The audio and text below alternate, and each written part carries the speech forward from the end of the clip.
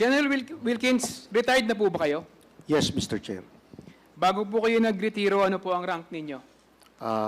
Director General of the Philippine Drug Enforcement Agency.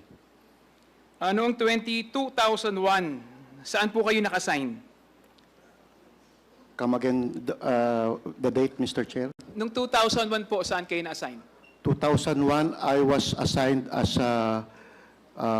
OIC of the PNP Narcotics Group sa Region 11. At the same time, Southern Mindanao,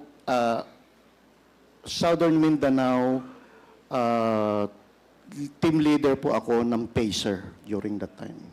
General, taga Davao po ba kayo? Hindi po, Mr. Chair.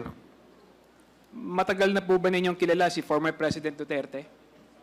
I was assigned in Davao from 1995 to 2007, Mr. Chair. Kaya So nga- definitely may acquaintance at nakatrabaho ko na rin po si former President Duterte. So kilala niyo po siya? Officially, sa pagtatrabaho, yes, Mr. Chair. Malapit po ba kayo sa kanya? Law enforcers kasi, Mr. Chair, malapit talaga sa kanya, Mr. Chair. Noong 2001 ay nasa Davao po kayo, malamang alam niyo po yung nangyari may alam po kayo sa Davao Death Squad. Come again, Mr. Chair? Noong 2001 po, na-assign kayo sa Davao, malamang po may alam kayo sa Davao Death Squad. Wala po akong alam sa Davao Death Squad, Mr. Chair, kasi hindi naman po ako naging chief of police ng kahit saang station ng Davao. I was assigned, pareho kami ni Colonel Asierto, as a special unit lahat ang napuntahan ko, Mr. Chair. So hindi po kayo naka-assign sa Davao?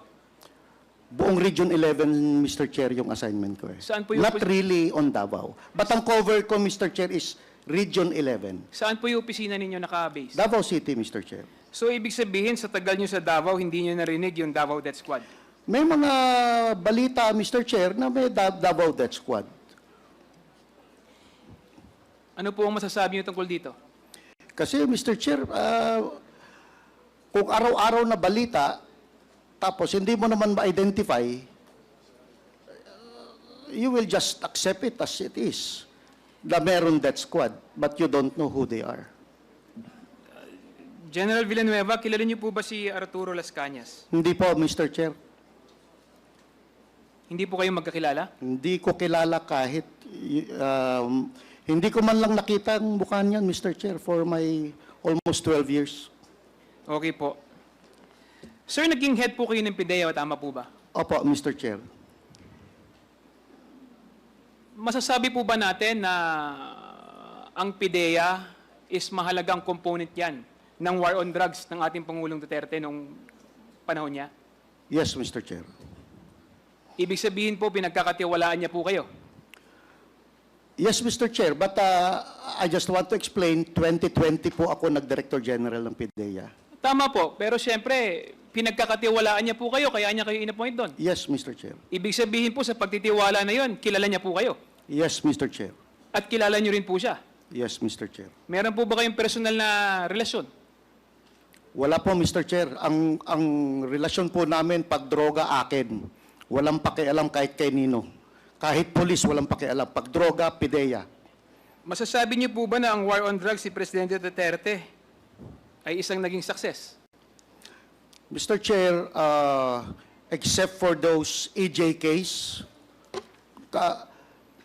as far as barangay drug clearing is concerned, talagang malaki ang diferensya ng war on drugs. Alam niyo po sa artikulo, merong artikulong nilabas na sinabi niyo doon yung inyong mga accomplishment. Merong 406 elected officials, 127 members of the uniformed services, at kung ano-ano pa.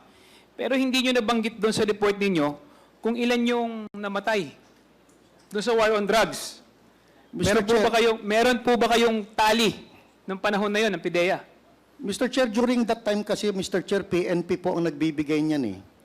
Kasi sa PIDEA, kung ano lang yung operation namin, yun lang pwede namin ibigay.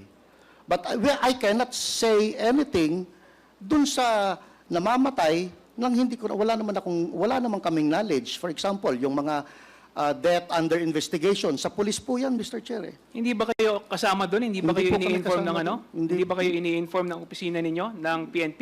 Kahit- Or wala ba kayong joint operation? Kahit nga DOJ, Mr. Chair, hindi makakuha halos ng data from the PNP during that time. So wala kayong joint operation? Meron kami joint operation, Mr. Chair.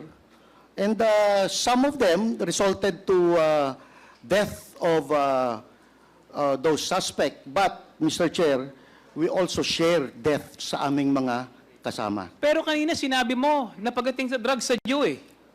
Eh ba't ngayon sinasabi mo hindi kumukonekta sa and PNP? Pero sinabi mo kanina, sabi ni Pangulong Duterte, pag drugs akin, sabi mo eh. Yes, Mr. Chair. Oh, bakit ngayon itinatanggi mo na sinasabi mo, tinuturo mo PNP? Sila yung may information about death sa yung death under investigation, Mr. Chair. But it is about drugs. We cannot say if it's immediately about drugs or not because they are still under investigation. Okay. Ito po bang si Colonel Acerto, kilala niyo po ba siya? Kilala ko po yan, Mr. Chair. Kasama Paano ko po kayo talaga. nagkakilala? Kasama ko po dati pa yan, nung nasa academy pa kami, pareho po kami shooter nung kadete pa kami.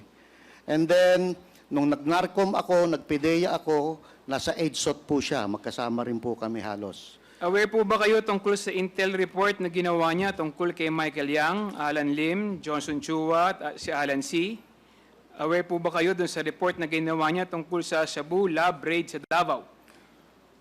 Mr. Chair, yung Shabu Lab raid sa Davao, akin yun, Mr. Chair.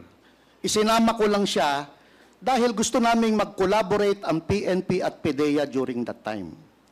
Pero initially, meron siyang information na merong personality na gumagamit ng certain cellphone na traced sa Davao. But yung laboratory, wala pa po siyang idea about that.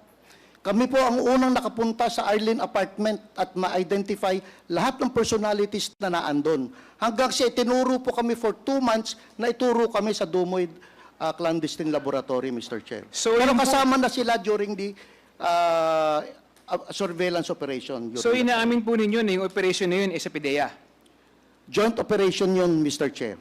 So nakarating po ba yung report nito kay sa dating Pangulo na Duterte?